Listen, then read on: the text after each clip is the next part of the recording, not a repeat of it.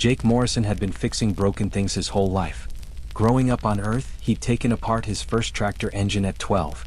By 16 he could repair anything with moving parts. Now at 32 he ran the only repair shop on New Terra, a frontier colony world where nothing ever worked quite right and everything needed fixing twice. The shop sat at the edge of the valley, a metal building surrounded by spare parts, old machinery and tools Jake had collected over the years. Most colonists knew the way by heart. Broken water pump? Take it to Jake. Mining drill making weird noises? Jake will figure it out. The man had a gift, people said. He could look at something broken and just see how it was supposed to work. That particular evening started normal enough. Jake was under a harvester, replacing a busted hydraulic line, when the first rumble of thunder rolled across the valley. He slid out, wiped his hands on his already filthy coveralls, and looked at the darkening sky. Storm coming in fast. He'd seen worse. He locked up the shop and headed to his small cabin next door. Made himself dinner, listened to the rain hammer against the roof, and fell asleep thinking about the transmission he'd need to rebuild tomorrow. The crash woke him just past midnight. The sound was like nothing Jake had ever heard. Not the sharp crack of lightning or the boom of thunder. This was deeper, heavier. The whole building shook. His tools rattled off the workbench. A framed photo of his parents fell off the wall. Jake grabbed his flashlight and stood at the window, heart pounding. Through the rain, he could see a faint glow in the forest. Orange and flickering like fire. His first thought was a shuttle crash. Sometimes the transport ships had trouble in bad weather. If someone was hurt out there, they'd need help fast. He pulled on his boots and jacket, grabbed his medical kit and toolkit both. Old habit from years on the frontier. Always bring tools. You never knew what you'd need to fix. Then he climbed into his beaten-up truck and drove toward the glow. The rain made the forest road nearly impossible, but Jake knew these paths. He'd driven them 100 times collecting scrap metal from old mining sites. The glow got brighter as he got closer. Definitely fire. Definitely big. He parked at the forest edge and went the rest of the way on foot, flashlight cutting through the rain and darkness. Branches were snapped, trees knocked over in a path of destruction leading deeper into the woods. Whatever had come down hard. Then he saw it. Jake stopped dead, flashlight beam frozen on the creature in front of him. His brain struggled to process what his eyes were seeing. It wasn't a shuttle. It wasn't any kind of machine at all. It was alive. The creature lay tangled in fallen trees, roughly the size of a horse but built completely different. 4 powerful legs, a long tail, wings that stretched out at impossible angles. And scales. The entire body was covered in scales that caught his flashlight beam and reflected it back in shades of copper and bronze. A dragon.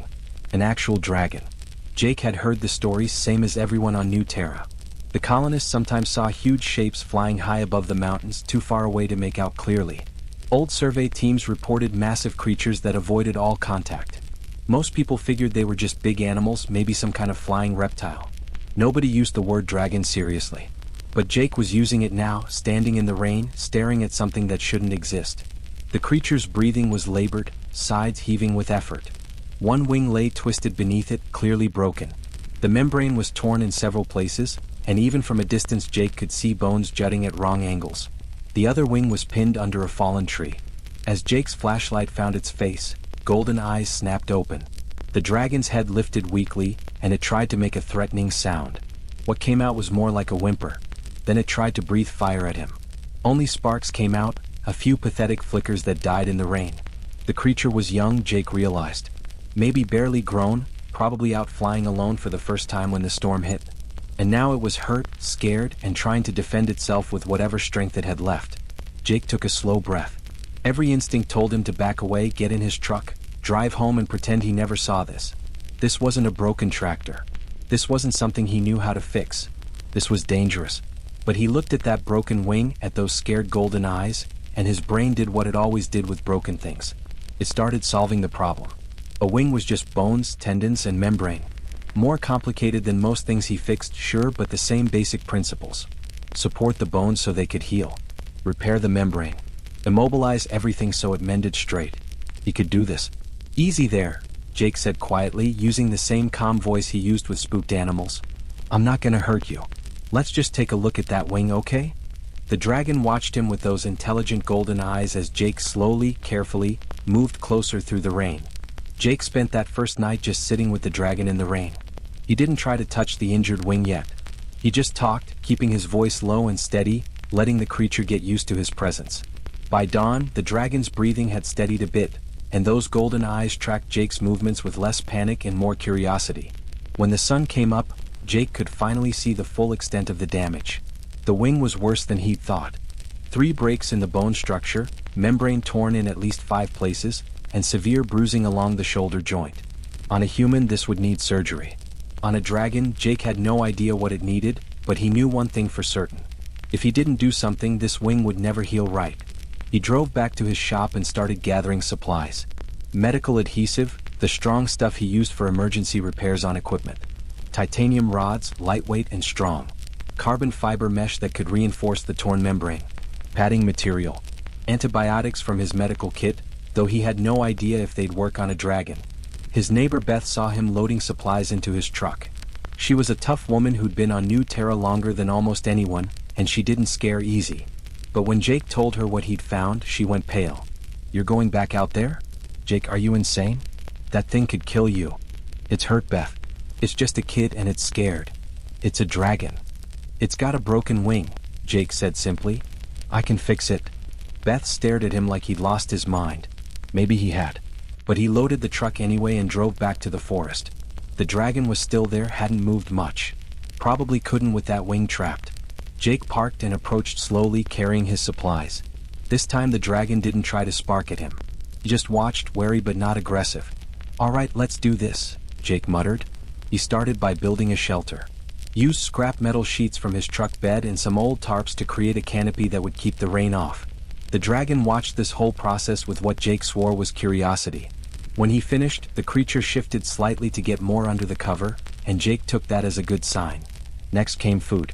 He'd brought raw meat from his freezer, thick steaks that were supposed to be his meals for the week. He tossed one toward the dragon, keeping his distance. The creature sniffed it, then ate it in 2 bites. Its eyes brightened a bit after eating, and Jake made a mental note to bring more. Then came the hard part. The actual repair work.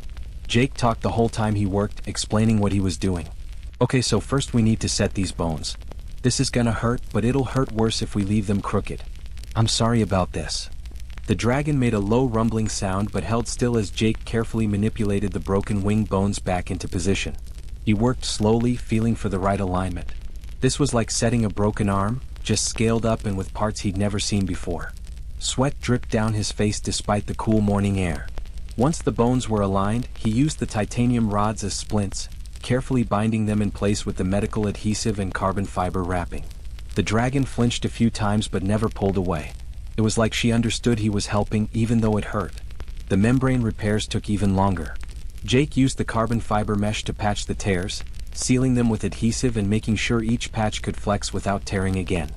His hands cramped from the delicate work, but he kept going.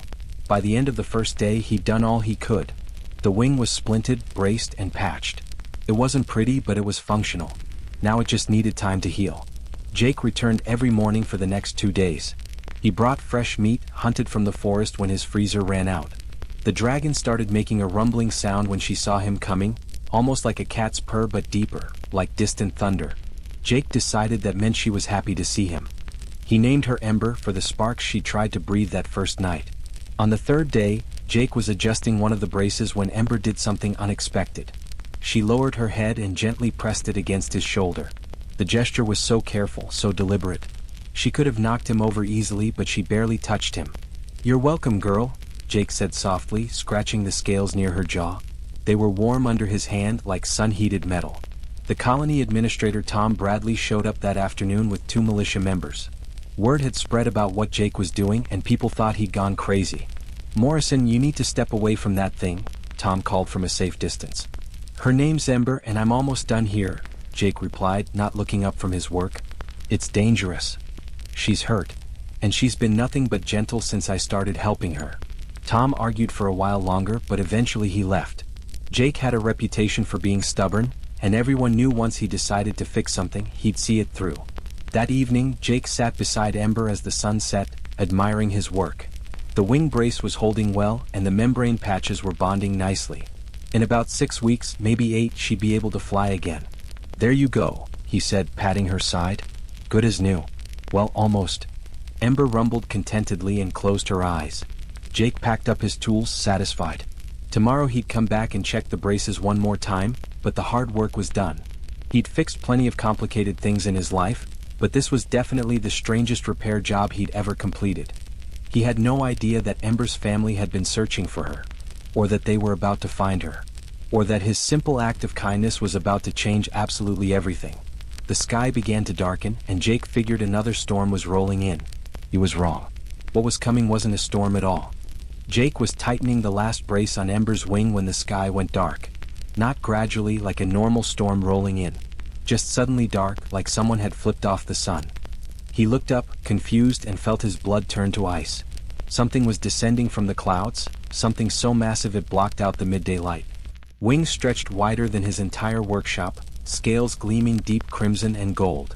The air itself seemed to vibrate with power as the creature descended, and Jake realized with absolute certainty that what he'd been calling a dragon was really just a baby.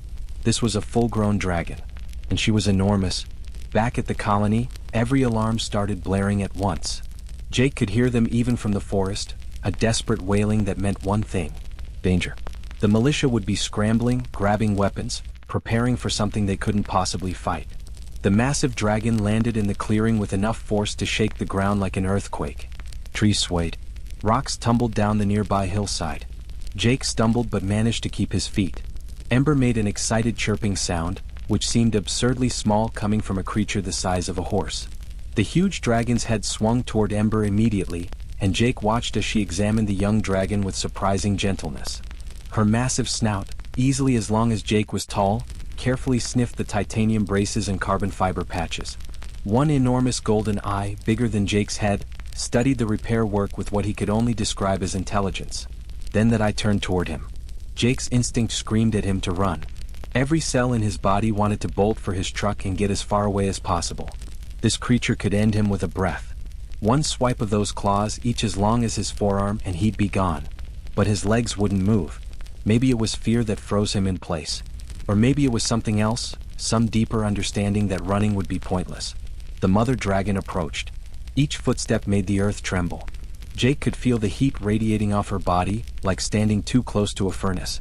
She lowered her massive head until it was level with his, just a few feet away. He could see his reflection in that golden eye, tiny and fragile.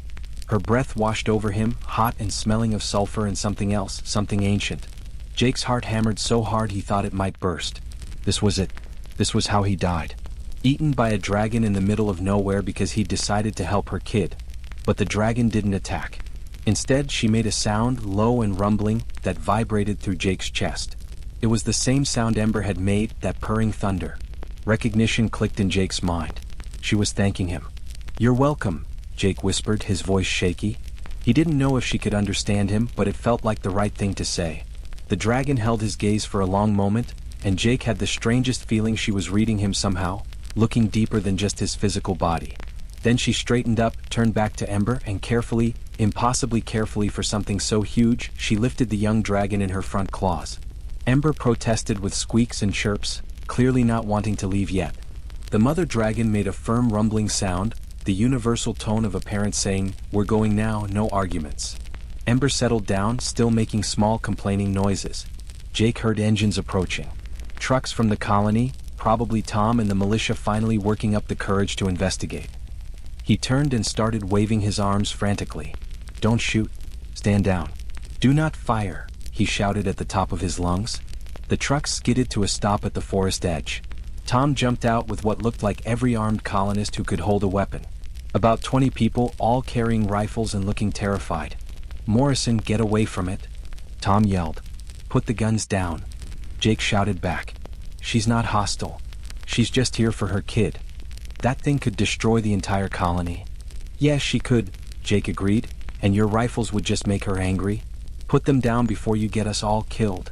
The mother dragon watched this exchange with her massive head tilted slightly, like she was curious. Then she spread her wings, each one casting a shadow that covered half the clearing. The colonists collectively took a step back. With 2 powerful beats of those enormous wings, she launched into the air. The downdraft knocked Jake flat on his back and nearly flipped the colony trucks.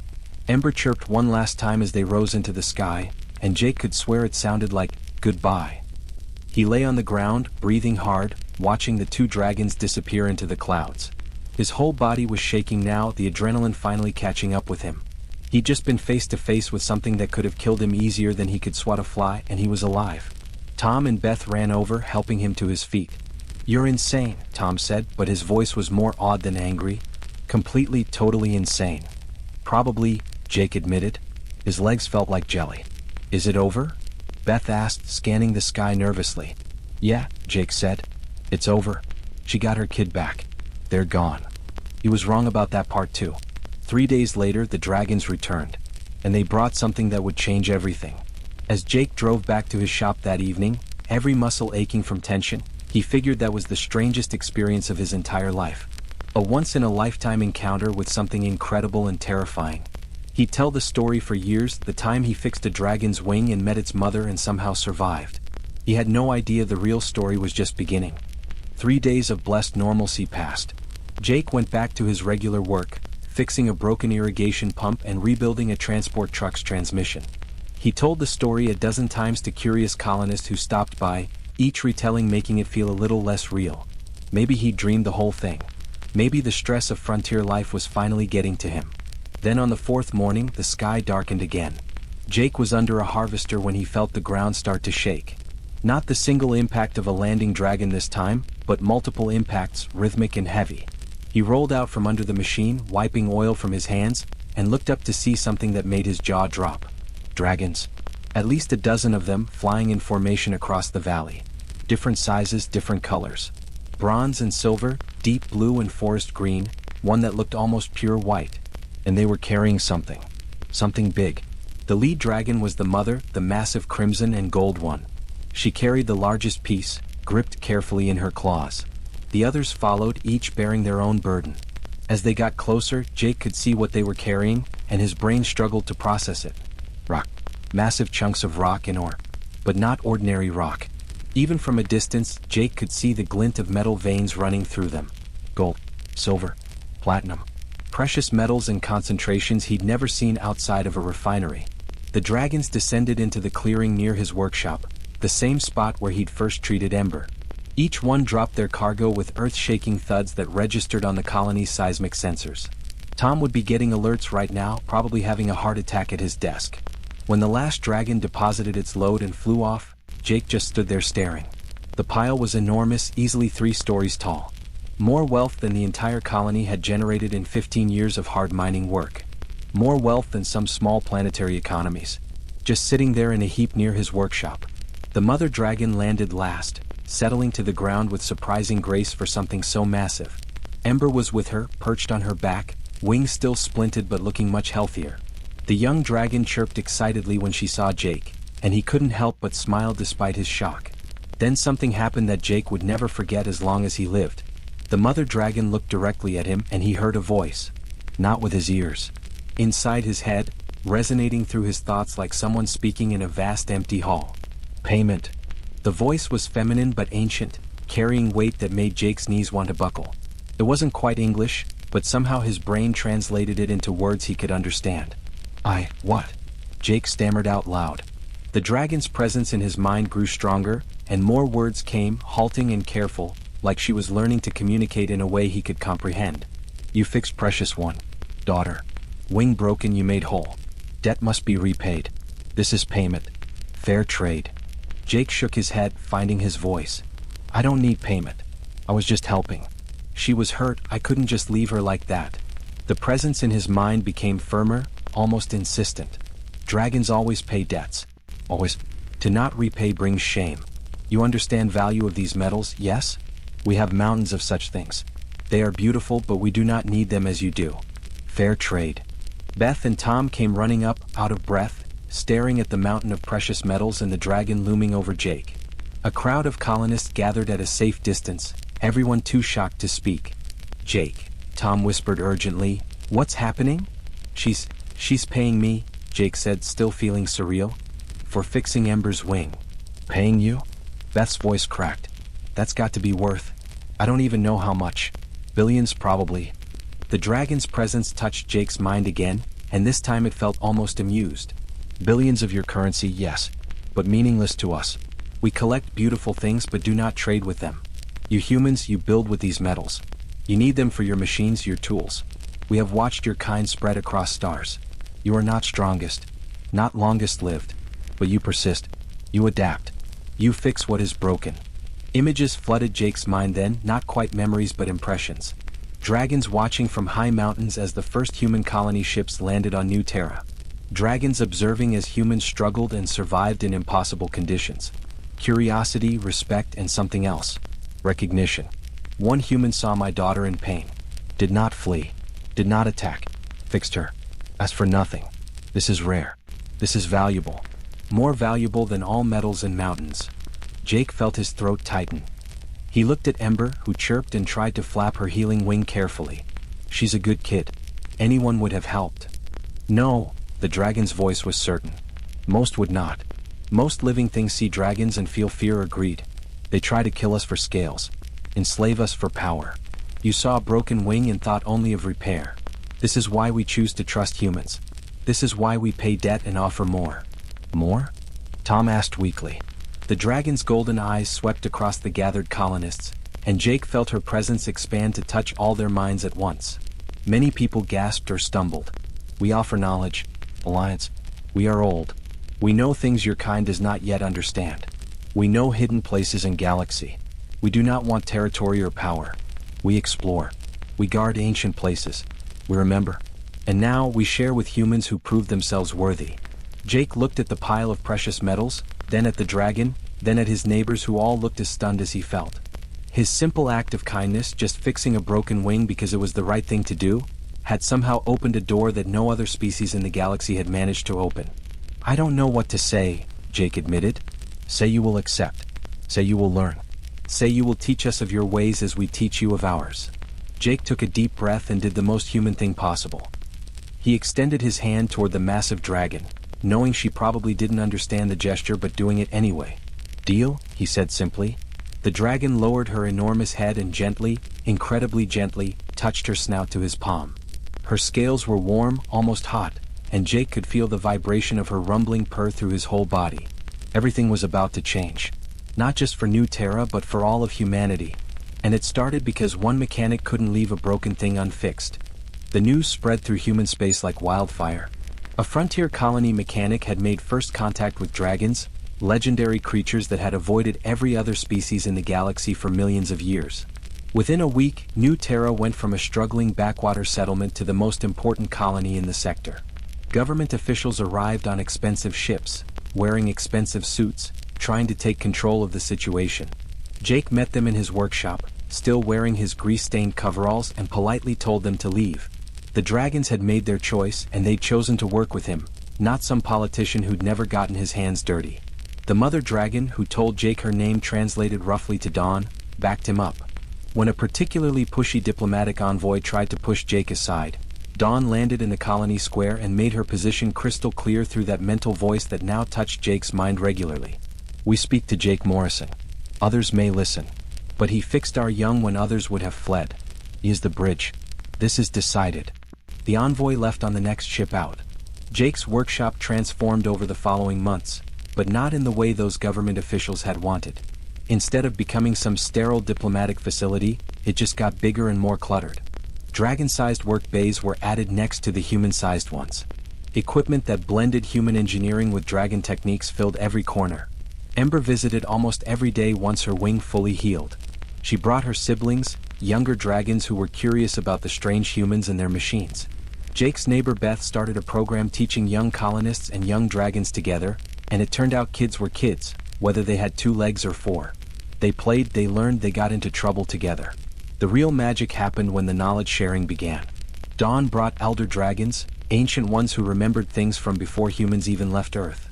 They taught selected humans about energy manipulation that human physics barely understood. About materials stronger than anything in human databases. About navigating space using methods that didn't require fuel. In return, humans taught dragons about systematic problem solving, about documentation and sharing information efficiently, about medical techniques that could heal injuries the dragons had just endured for millennia. Turned out dragons were tough enough that they'd never really needed medicine, but that didn't mean they couldn't benefit from it. Jake found himself working on projects he'd never imagined. A dragon named Storm, whose scales shimmered like thunderclouds, brought him a propulsion system that operated on principles human scientists were still arguing about. Together, they modified it to work with human ship designs. The prototype was ugly, cobbled together from parts that had no business working together, but it worked. It flew faster than any human ship and used a fraction of the fuel. 6 months after fixing Ember's wing, Jake stood in his expanded workshop at sunset, looking at the controlled chaos around him. A teenage dragon named Spark was helping Tom's daughter Kelly rebuild an engine, both of them arguing about the best way to route the coolant lines. Beth was in the corner with 3 elder dragons, recording their memories of ancient civilizations that had risen and fallen long before humanity existed. Dawn landed outside and Jake walked out to greet her. This had become their routine, an evening check-in where they discussed the day's progress. "Your people adapt quickly," Dawn's voice filled his mind, warm with approval. "We chose well. We're just doing what humans do best," Jake said, leaning against her massive foreleg like it was the most natural thing in the world. "We see something interesting and we can't help but poke at it until we understand how it works. And when you see something broken you fix it," Dawn added. "This is why we trust you. Other species in galaxy, they see dragons and think of what they can take. Scales for armor. Fire for weapons. They see resources. You saw injured child and thought only of healing." Jake scratched at a spot behind her jaw that made her rumble contentedly. "Seems like basic decency to me. It is not common as you think. We have lived long. Seen many species rise and fall. Most think first of themselves, their power, their gain. Humans think of fixing things. Making things better. This is rare gift." Ember glided in for a landing, her wing now completely healed. She'd grown in the past months, nearly as large as a small house. She bounded over like an excited puppy, which was hilarious given she weighed several tons. "Easy girl," Jake laughed as she nuzzled him, nearly knocking him over. "Yeah, I missed you too." The galaxy's other major civilizations watched all this with a mixture of envy and disbelief. The proud warrior species who tried to hunt dragons and failed. The ancient traders who tried to bargain with dragons and been ignored. The telepathic collectives who tried to force mental contact and been blocked completely. All of them stared at humanity's success and couldn't figure out how these upstart newcomers had managed it. The answer was simple, really. Jake had seen a creature in pain and just helped. No ulterior motive, no grand plan. Just a mechanic doing what mechanics do, fixing what was broken. And that simple act of compassion had opened a door that had been closed for millions of years. A reporter from Earth showed up one day, desperate for an interview. She found Jake under a dragon-human hybrid shuttle, covered in grease, arguing with Spark about thermal coupling efficiency. "Mr. Morrison, you've changed the course of human history. How does that feel?" Jake slid out from under the shuttle, wiped his hands and gave her a confused look. "I fixed a broken wing. That's it. Everything else just kind of happened. But you've created an alliance that's reshaping the galaxy." "I'm just a mechanic," Jake said with a shrug. "I see something broken, I fix it. Turns out that's a pretty universal concept." He gestured around the workshop at humans and dragons working side by side. "We're all just trying to figure things out together. Make things better. Help each other. That's not special, that's just what decent people do." The reporter pressed for more, but Jake went back to work. He had a shuttle to finish, and Spark was waiting for him to admit she was right about the thermal coupling, which Jake would do eventually because she probably was. Dawn watched from outside, her ancient eyes reflecting the workshop lights. In all her long life, spanning thousands of years, she had seen empires rise and fall. She had watched species achieve greatness and collapse into nothing. But she had never seen anything quite like humans. They weren't the strongest. They weren't the smartest or the longest lived.